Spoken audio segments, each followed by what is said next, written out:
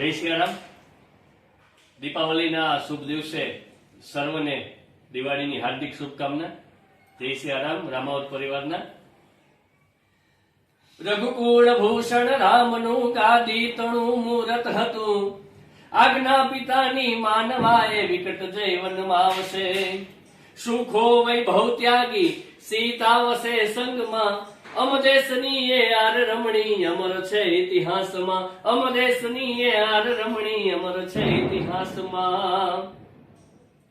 આજનો પવિત્ર દિવસ એટલે કે 14 વર્ષનો એ અંધકાર એ વનવાસ ભોગવી અને ભગવાન રામચંદ્ર ભગવાન સીતાજી માતાની સાથે એ રાવણ ઉપર અધર્મ ઉપર ધર્મનો વિજય, અસત્ય ઉપર સત્યનો વિજય મેળવી અને 31મું બાણ નાભીમાં મારી અને રાવણનો એ નાશ કરી અને ભગવાન આજના દિવસે એ અયોધ્યા નગરીમાં વધાર્યા હતા।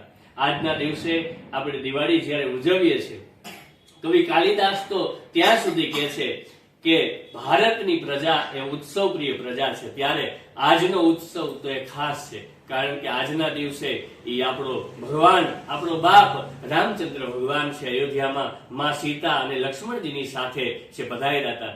ત્યારે મારે કહેવું પડે કે જો ભાઈ ભાઈનો પ્રેમ, એક બાપ અને દીકરાનો પ્રેમ, માં અને દીકરાનો પ્રેમ જો શીખડાવતો હોય તો રામાયણનું શ્રી રામચંદ્ર ભગવાનનું ચરિત્ર આપણને શીખવાડી જાય છે। ત્યારે ભરતજી જેવા ભરતજી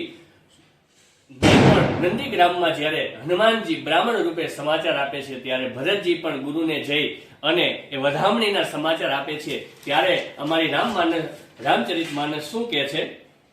હરસી ભરત કૌશલપુર આયે, સમાચાર સબ ગુરહી સુનાયે। પુનિ મંદિર મહ બાત જનાઈ, આવત નગર કુશલ રઘુરાઈ। આવા રઘુપતિ જ્યારે એ પધારે છે ત્યારે આપ સર્વને આ દિવાળીની શુભકામના। અને કહેવાય છે ને કે રામ જ્યારે જીવનમાં આવે ત્યારે એ નવી શરૂઆત થતી હોય છે અને એ આ દિવાળીના પર્વના બીજે દિવસે એટલે કે કાર્તક મહિનાની પ્રથમ તિથિએ એ 9 વર્ષ છે, ત્યારે નવા વર્ષની પણ દરેકને શુભકામના।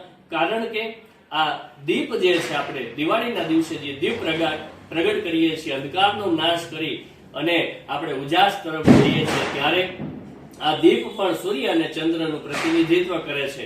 કારણ કે દીવો જે છે એ દીવો એ અંધકારનો નાશ કરી અને પ્રકાશ ઉજાસનો ફેલાવો કરે છે।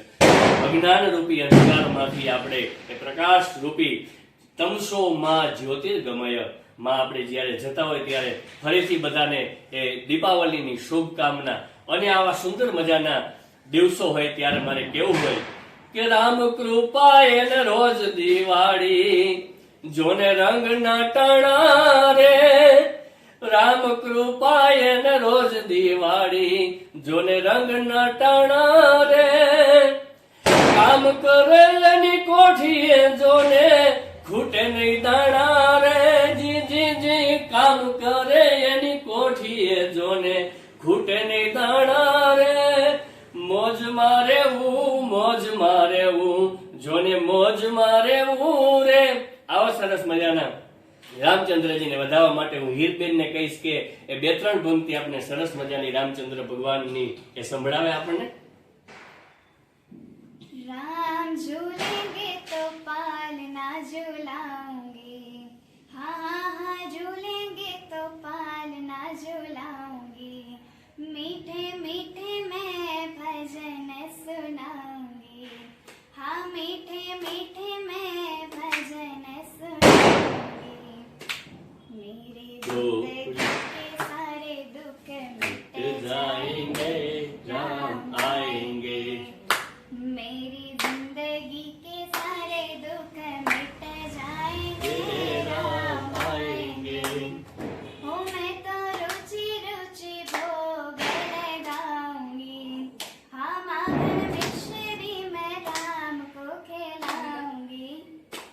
मैं तो रुचि रुचि भोग लगाऊंगी, हाँ माखन मिश्री मैं राम को खिलाऊंगी। प्यारी प्यारी रात प्यारे श्याम संग आएंगे, राम आएंगे। हो मेरी झोपड़ी के बाहर सारे भूल जाएंगे राम आएंगे।